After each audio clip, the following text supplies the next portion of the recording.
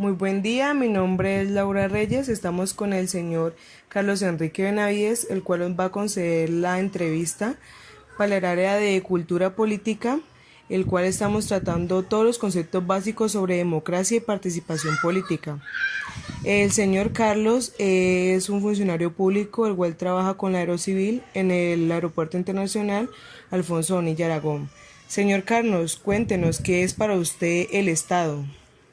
Muy buenos días y gracias por la invitación. Desde el aspecto político, el Estado como tal es la organización que tiene un país para poder desempeñar su soberanía o como tal todo lo que rige dentro de ese país. ¿Y para usted qué es el gobierno? Dentro de ese Estado tiene que existir como tal un poder, alguien que pueda dirigir las riendas de ese país. Y el gobierno pues está establecido, por ejemplo, en Colombia en tres ramas del poder, que es el poder legislativo, el ejecutivo y el judicial. Y como tal, ese gobierno pues establece las leyes, está sobre ellos la responsabilidad de que todo en Colombia pueda funcionar de la mejor manera. Y nuestra próxima pregunta es ¿qué es la democracia? Bueno, la democracia para mí desde lo político pues es una palabra muy con mucho sentido, con mucha profundidad, pero a veces tiene unas limitantes o una interpretación no adecuada en su aplicación.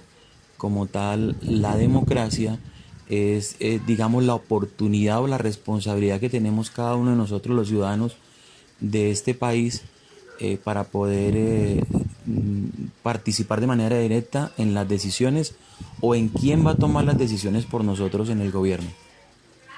Y siendo un poco redundantes, oyéndonos por el mismo camino, ¿qué es la participación política para usted?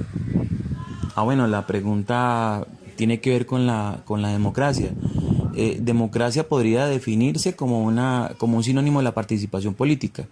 Y es esta participación política, es la herramienta, es digamos que ese poder autónomo que tiene cada ciudadano para definir quién va a estar liderando en el gobierno las políticas adecuadas, las decisiones adecuadas, las proyecciones, el desarrollo, la evaluación, las decisiones más adecuadas para que el país como tal pueda salir adelante.